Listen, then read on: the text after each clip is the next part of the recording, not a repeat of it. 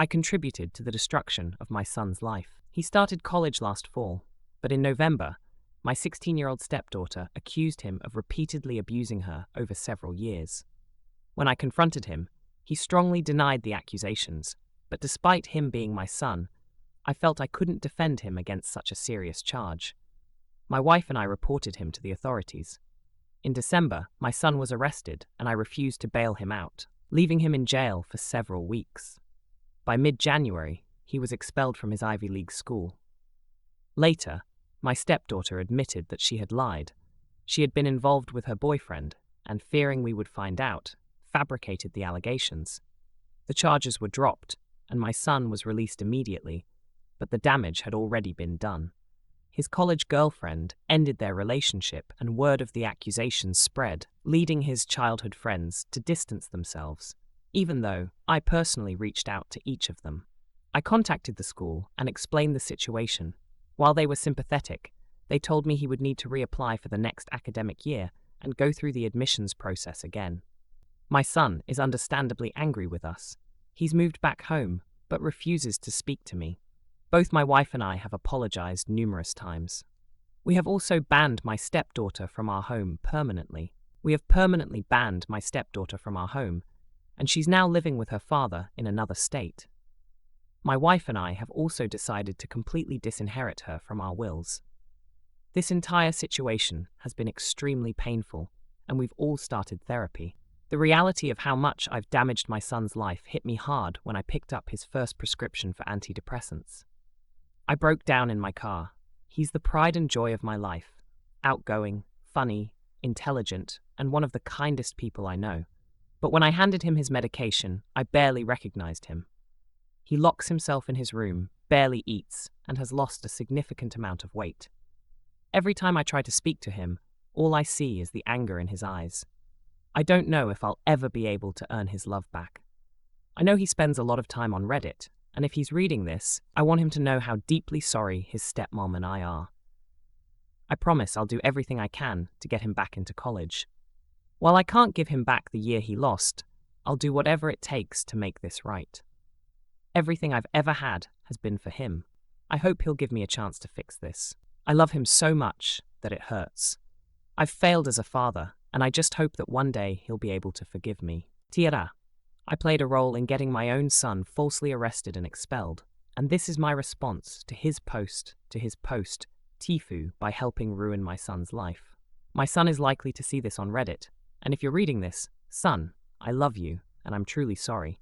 But I want to share my side of the story, which my dad left out before he deleted his account due to the backlash. I didn't want to talk about this for a long time, because I've been extremely depressed after losing my first girlfriend, my friends, and my spot at an Ivy League college due to my stepsister's false accusations.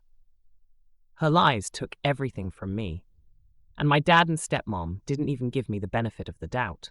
I expected my dad to believe me when I looked him in the eye and told him the truth, but instead, he got me arrested. I couldn't make bail and was left to deal with the consequences of something I didn't do. I was furious that my own father didn't trust me. No amount of apologies from him or my stepmother can undo the damage they caused. I couldn't move on, and I had to start taking antidepressants because I couldn't handle it anymore.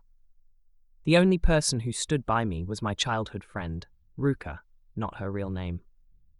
Unlike everyone else, she gave me a second chance when no one believed me. Ruka has supported me all these years, and 5 years ago we got married. Her family, who comes from Japan, has been nothing but kind to me. During the mess my stepsister caused, Ruka was the one constant in my life, and I'm grateful for her. As for my stepsister, I know she eventually confessed to lying, and I heard she was slapped in the face when she admitted the truth. She was sent to live with her father in another state, but I honestly don't care what happens to her. I also know my dad confronted her boyfriend, which led to their breakup, something I'm glad about. Who could stay with someone who caused such pain to her own stepbrother, someone who had always looked out for her? One day, Ruka told me she was moving back to Japan, and I was devastated. The thought of her leaving and being alone again made me feel like I was losing everything all over again. She asked me to come with her, and without a second thought, I accepted. I couldn't bear to face my father again after everything. Each time he and my stepmom apologized for not believing me, it only made me angrier.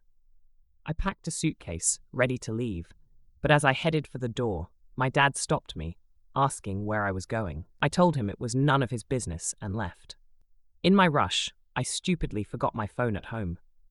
Ruka had texted to check if I was ready, but by the time I got to her house, she and her entire family were waiting for me. Just as I was about to get into the car with them, my dad pulled up in his car. Ruka's family didn't want him near me, but I could see tears in his eyes as he tried to stop me from leaving. He handed me my phone, and I demanded to know what he wanted. He tried to speak, but couldn't. I took my phone from him, and he began apologizing over and over, saying he was a failure as a father for not believing me when my stepsister accused me, even though the truth was she was just hiding her relationship with her boyfriend. I told him straight to his face that he had failed me. I couldn't hold back my tears, and I cried too. I told him what he did was unforgivable, and that I had read his Reddit post. I accused him of playing the victim for sympathy, which I saw as a cowardly move. I asked him why he didn't believe me, why he didn't have my back. He had no words to respond. I unleashed all my anger, calling him every name I could think of. I told him that everyone hated me because of my stepsister's lies. My first girlfriend left me because of the accusations, and all my friends turned their backs on me, seeing me as a monster. I told him I was moving with Ruka's family because I couldn't stand him anymore. His constant apologies meant nothing to me. They just made me angrier. I told him nothing would change my mind after my reputation and image were destroyed because of my stepsister's lies. He tearfully begged me not to leave, even dropping to his knees in desperation. Ruka gently suggested that I should forgive him, but I told her I couldn't. Everything I did before all of this was for my father, to make him proud. I worked hard to get into an Ivy League college, but after everything that happened, I told my dad I no longer saw him as my father. I told him to find someone else because, to me, he was dead after he refused to believe me when I was telling the truth the whole time. I got in the car with Ruka's family and left. As I looked back one last time, I saw my dad curled up on the ground, crying as neighbors tried to comfort him. When I arrived in Japan, I was terrified. I didn't know anything about the culture, but I've been slowly learning. Ruka and I started dating 2 months after I moved, and I've met some wonderful people here. It's been several years now, and Ruka and I are happily married, though we've agreed not to have children. One thing I've learned is that applying for citizenship is much harder than I expected. The last thing I heard from my dad was that he took his own life several weeks after I last saw him. I now understand why he called me Tay in his final post, but I still haven't forgiven him. During the false accusations, I had no one, and I thought at least my dad would have my back. Before I likely leave this account for good, I want to say that Ruka's family has always treated me like a son, since she was an only child. Interestingly, one of Ruka's family members was also falsely accused of a crime, which cost him his home, job, reputation, and friends. He was eventually proven innocent, but the damage had already been done. Ruka's family didn't know about the false accusations until I told them. Ruka hadn't shared it because she still held out hope that the accusations weren't true. So that's pretty much what happened after my dad deleted his Reddit account following his post. But now, I can say I'm living a happy life in Japan with Ruka. Thanks for hearing my side of the story. Edit. First, I want to clarify a few things. For those who think this is fake, it's not. Secondly, I plan to make another post to share more details from my perspective that I didn't include here. I left out some parts about what happened while I was living with my father because it's painful to relive a moment where your own parents, who are supposed to love you unconditionally, didn't give you the benefit of the doubt in a life-changing situation. Thirdly, I don't know where people got the idea that I had taken my own life, but I can't blame you all because there wasn't a proper update about what happened afterward. Thank you to everyone who's shared kind words with me.